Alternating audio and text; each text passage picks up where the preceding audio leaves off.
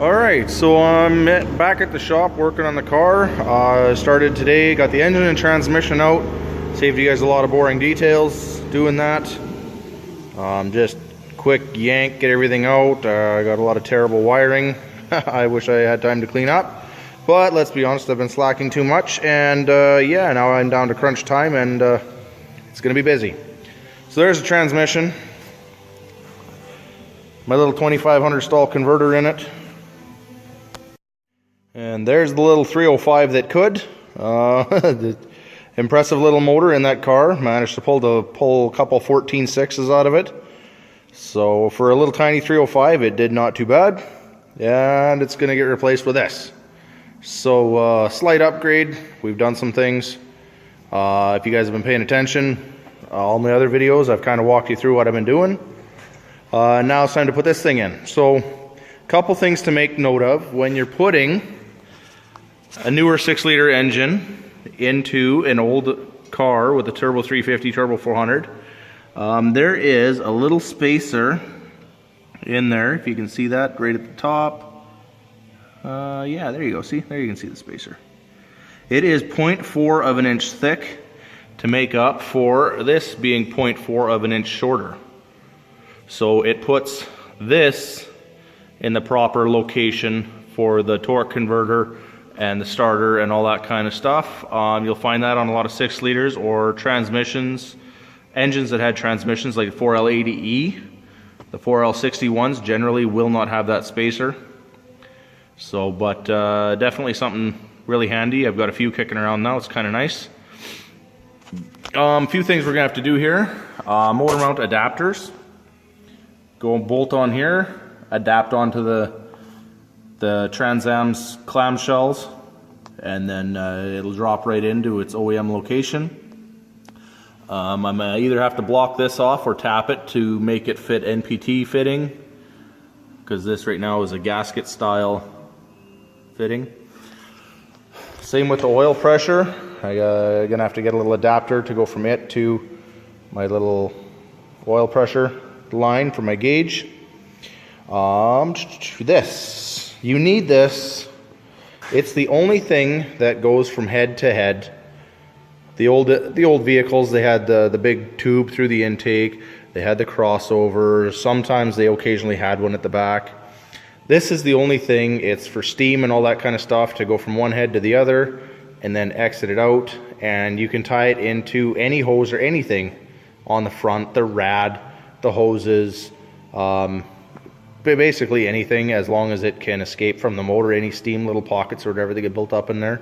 So you definitely need this. So I got my little trusty lifting plate on there.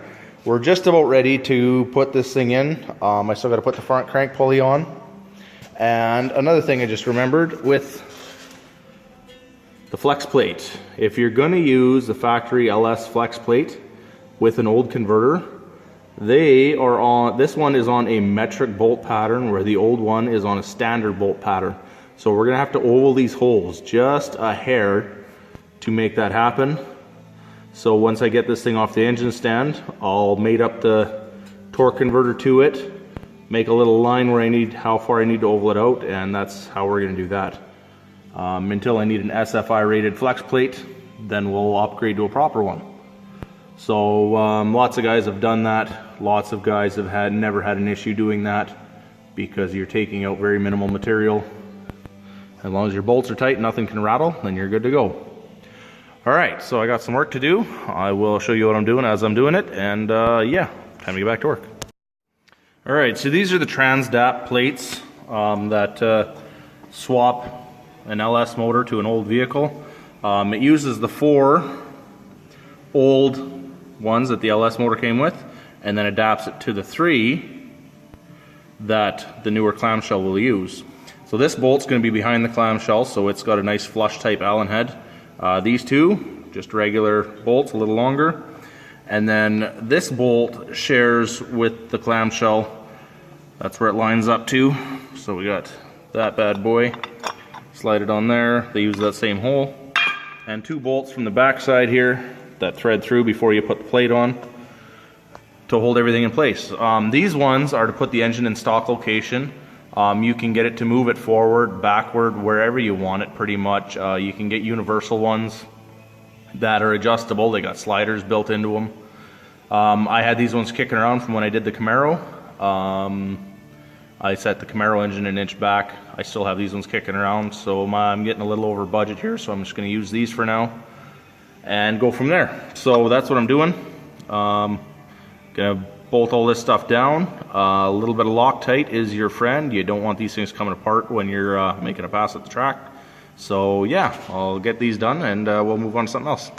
Alright, so I had to modify the motor mount adapters a little bit, or the motor mounts. They had a little bump here, triangle shape, that stuck up a bit, and it won't work with the flat plate that I needed to sit against, so I cut that out. So we're doing two things at once, making it fit and lightening it up a little bit. So I'm going to splash a quick coat of paint on there now, on my crude fabrication skills here. And yeah, we'll bolt these back on, and I'll bolt them on, I guess, and continue on. Alright, let's keep going. Here's an exciting moment for you. It's in. The motor mount bolts are slid through. I have to tighten them up yet, the adapter plates. As you can see, I've been doing a lot of playing around, test fitting things, planning how I'm going to route my lines from coolant lines from here to here and there to the same spot. There's two under there. That's where my alternator is going to sit. But yeah, I just got the motor set down into place, and makes a guy a little happy to see that sitting in there. Maybe a little too happy, you know what I'm saying. Alright, what we did, took the factory sensor out of here, and I drilled and tapped to 3/8 NPT thread so I can have the one that fits the car. That's my coolant temperature sensor. For the oil pressure sensor, which goes right back here, there's an adapter I'm going to buy from Autometer tomorrow. And buy it tomorrow. I'll have it here Tuesday because it's in the warehouse. I checked that already.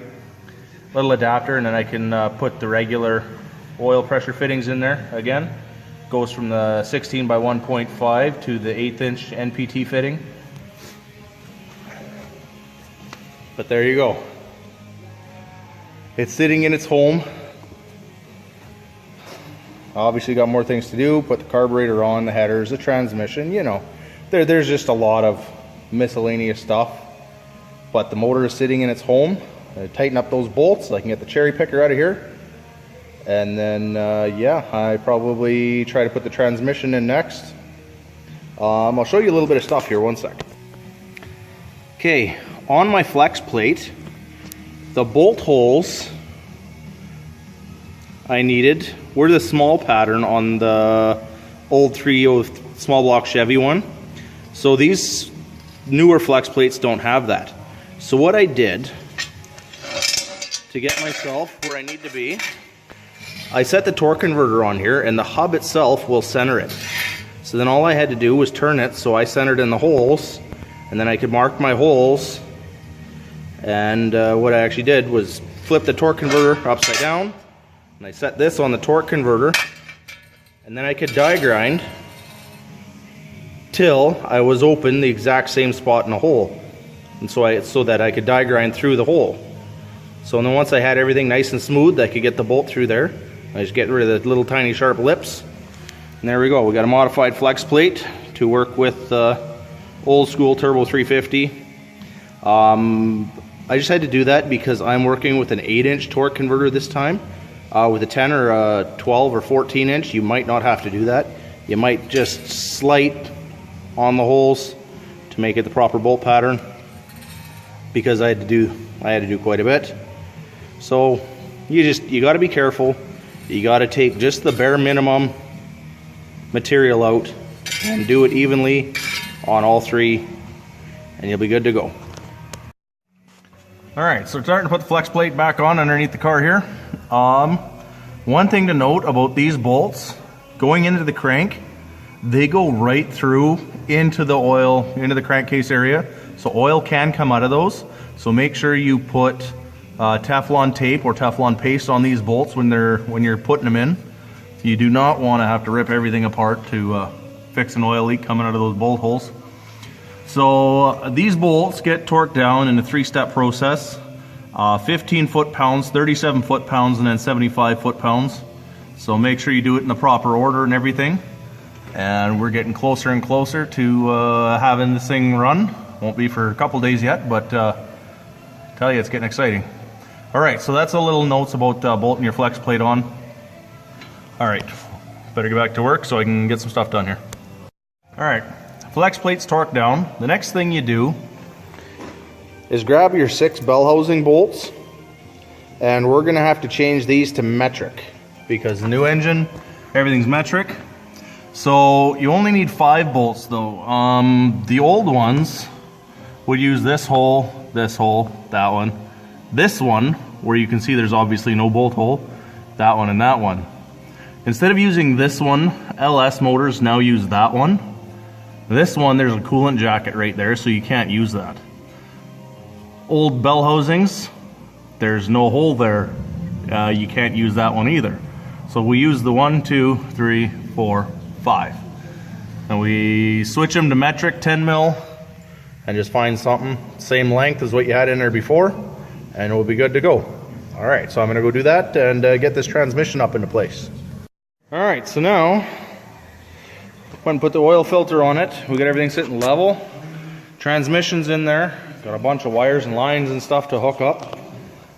Next thing I'm going to tackle is the headers. Get them in there, get the exhaust in there. I'm almost back to where I was before.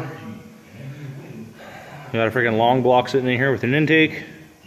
Starter has to go on yet. Fit the headers first before I do that, because sometimes you smack the starter getting them in. But she's looking a lot better. The race car's coming finally. Feel like it made a lot of headway today. Only been here for quite a few hours. But yeah, Mike, just for you, buddy. I painted my harmonic. Did you? Got a bug. All right. See you guys in a bit here. I'll just gonna put the headers in. I'll show you what how that goes. Yeah. All right. So this is the first time I've bought hooker headers. I'll tell you how well they fit when I get them all in there. Bought the black painted ones. They look good. Nice bends. Look like they'll fit nicely. Slip fit collectors. All the bolts and gaskets. Nice little sticker there. I love my hooker headers. I'll tell you when I get them in. Hooker's a Holley brand, so it should be pretty good. Seems to everything else they do seems to be pretty good stuff. So I'll put these bad boys in, tell you how they fit, and hopefully they do good.